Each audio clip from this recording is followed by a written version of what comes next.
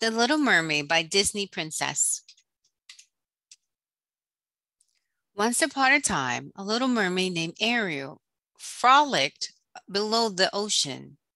She loved to explore sunken ships and look for lost objects. She called to her friend Flounder, a yellow fish, "Come on, Flounder. I'm sure this old boat has lots of human treasure aboard. I'm not going in there. It's spooky." "Don't be such a guppy. Follow me." When Ariel swam inside of the ship cabin, she discovered a Fark. "Oh my gosh!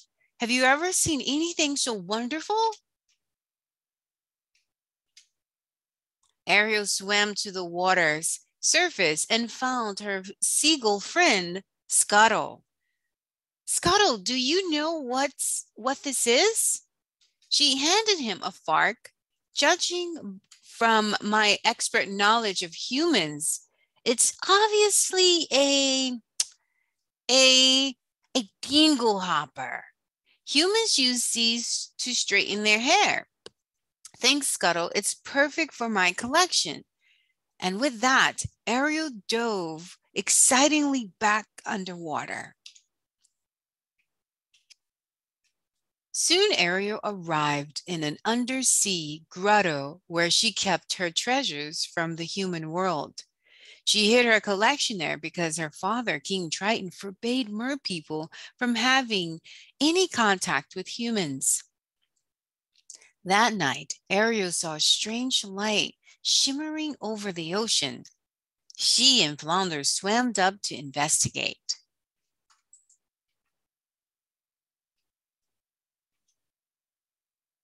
At the surface, they found Scuttle flying over a large sailing ship. "Some celebration, huh, sweetie?" "It's the birthday of the human they call Prince Eric." Forgetting her father's rule, Ariel peered in amazement at the young man on the deck. "I've never seen a human this close. He's very handsome." She watched as Eric advisors, Grimsby, presented the prince with a birthday gift. Meanwhile, far beneath the ocean was a wicked sea witch, Ursula, used her magic to spy on Ariel. Ursula was bitter because King Triton has banished her from his kingdom for her evil doing. My, the daughter of the great sea king Triton, in love with a human. This strong, lovesick girl may be the key to my revenge on Triton. On the surface, a sudden storm wiped across the ocean. The prince took charge. "Stand fast! Secure the rigging!" Without warning, a huge bolt of lightning struck the vessel. Ariel watched in horror. "Eric's been knocked into the water. I got to save him." With the raging storm swirling around her, Ariel desperately searched for Eric. "Where is he? If I don't find him soon..." "Wait, there he is." She took hold of Eric and, using all her strength, managed to pull him to the surface. As the storm calmed down, Ariel dragged the unconscious prince to shore. "He's still breathing. He must be alive." Just then, a crab named Sebastian scuttles across the sand.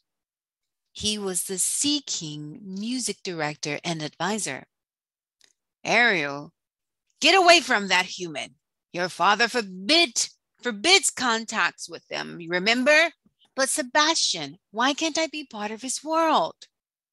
And she sang about longing to be with Prince Eric forever.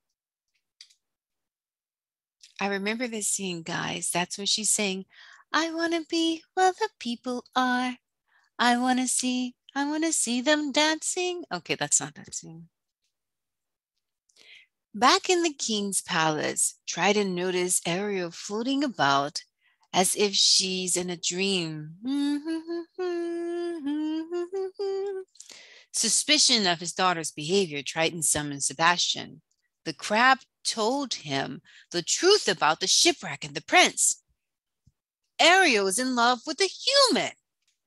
King Triton went straight to Ariel Grotto. How many times have I told you to stay away from those fishing-eating barbarians? Humans are dangerous, but Daddy, I love Eric. King Triton would not listen. Raising his trident, the Sea King destroyed all of Ariel's human treasures. Then he stormed off, leaving the little mermaid in tears. Do you guys know what time it is? Practical principle time. Absolutely, yes. It's practical principle time. So what does that mean? Here's where we expand on a problem inside of the story, gaining insight and awareness so we can be emotionally and mentally prepared if we ourselves ever have to face such a challenge in real life. You ready to go? Awesome. Let's go. All right, guys, I want to stop the story right here just for a second, just to dwell on that Ariel is about to come in contact with two totally different strangers that she never met before. Do you think it's wise to talk to these guys? And remember, The Little Mermaid is fiction. We never base our reality, meaning our lives, our emotions, on fiction characters, right? This is just for fun. Ariel is just for entertainment. But we have to make practical applications when it comes to meeting strangers that we will come in contact with. So if mommy and daddy or someone we care about upset us, we need to know that this is just a moment. I need to process my feelings and then talk to mommy or daddy or whoever upset me again, and not talk to someone else who's going to steer my feelings in the wrong direction. We need to do what's beneficial, right? And not what's going to hurt ourselves. All right, and later as you develop, you'll learn that key word is called self-sabotage, because those two characters later on in the story will take her to Ursula, and Ursula is a bad character. But in real life, guys, a bad person who's going to take advantage of our feelings, they will take us to a bad person, and that is really bad when it comes to real life. This is TV or reading time. But remember, we can't put fiction put fiction as the primary source of wisdom or primary source of learning, and we always want to go back to mommy and daddy. Okay? All right, cool. Let's get back to the story. All right. As she wept, two eels slithered up to Ariel and startled her. Don't be scared. We represent someone who can help you, they told her. They had been sent by Ursula, who could use her powers to solve Ariel's troubles. I'm going to pause here, guys. Ariel had emotional troubles, but she did not need to consult with wicked Queen Ursula. This is a fiction story, and may we never resort to using magic or anything outside of cleanness to healthy emotional connections and communication to solve our problems. Okay, magic is not the answer. All right, back to the story. Ariel was so upset that she followed the eel to Ursula's den. The sea witch offered Ariel a deal. I'll grant you 3 days as a human to win your prince. Before sunset on the 3rd day, you must get him to kiss you. If you do, he's yours forever. But if you don't, you will be mine. Ariel took a deep breath and nodded. The sea witch smiled deviously. Oh, yes, I almost forgot. The trick of Ursula. She's a tricky little snake. We haven't discussed payment. I'm not asking for much. All I want is your voice. Ariel agreed, and Ursula completed a spell, and the evil witch captured Ariel's voice, and the seashell locked and turned the mermaid into a human. With the help of Sebastian and Flounder, Ariel used her new legs to swim awkwardly to shore. She wrapped herself in an old sail. Then she saw Prince Eric walking towards her with his dog Max. Down, Max, down. I'm awfully sorry, miss. Ariel opened her mouth to answer, forgetting that her voice is gone. Eric helped her on her feet. Well, the least I can do is make an amends for my dog Bat's behavior. Come on, I'll take you to the palace and get you cleaned up. The following afternoon, Eric took Ariel for a rowboat ride across the lagoon. Sebastian knew that Ariel only had one more day to get this prince to kiss her, or she would become Ursula prisoner forever.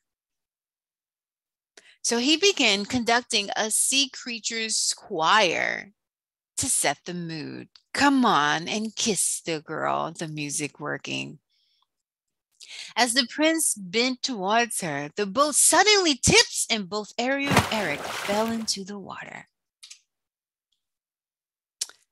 From her ocean lair, Ursula saw them tumble into the lagoon.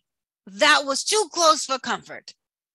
I can't let Ariel get away that easily. She began cocooning a magic potion that will transform her into a human. Soon, Triton's daughter will be mine. The next morning, Scuttle flew into Ariel's room. The prince had announced his wedding. Ariel's heart skipped a beat at the thought that she had won Eric's love.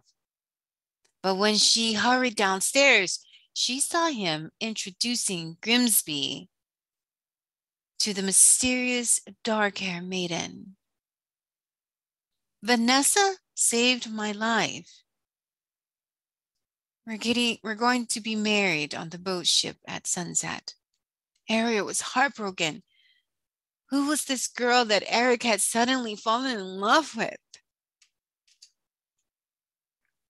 A little while later, Ariel and her friend were watching the wedding ship leave the harbor. Suddenly, Scuttle crash landed beside them.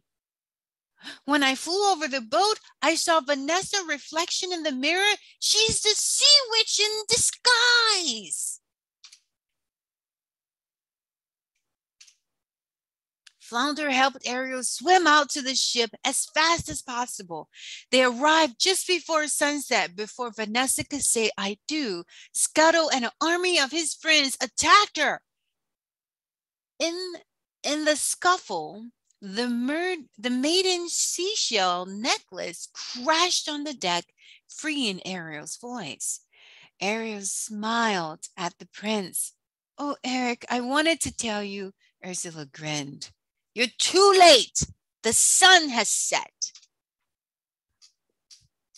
As Ariel felt her body changing back to a mermaid, Ursula pulled her into the water, and King Triton confronted the sea witch and made a deal with her to take his daughter's place as Ursula's slave. Instantly, he lost his power and turned into a helpless sea creature. Ursula became queen of the sea. Just then, Prince Eric threw a harpoon at the sea witch to try and stop her, but it simply grazed her arm. Ursula snatched up the king's powerful trident. You little fool. All of a sudden, Ursula turned into an enormous monster and stirred the waters into a deadly whirlpool. Several old sunken ships rose to the surface. The prince struggled aboard one of them and plunged a sharp prow through the sea witch, destroying her. The mighty force sent Eric flying into the sea, but he managed to swim to shore before collapsing in exhaustion. King Triton was transformed back into a merman. Moments later, As the unconscious prince lay on the beach, Ariel perched on a rock and gazed at him. King Triton and Sebastian watched from afar. She really does love him, doesn't she, Sebastian? The Sea King wanted his daughter to be happy, so he waved his trident, and Ariel was once again human.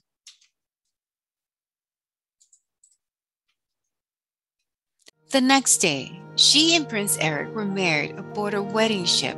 As they kissed, the human and the mer people sent up a joyful cheer. Ariel and Eric sailed off into the sunset, knowing that they will live happily ever after.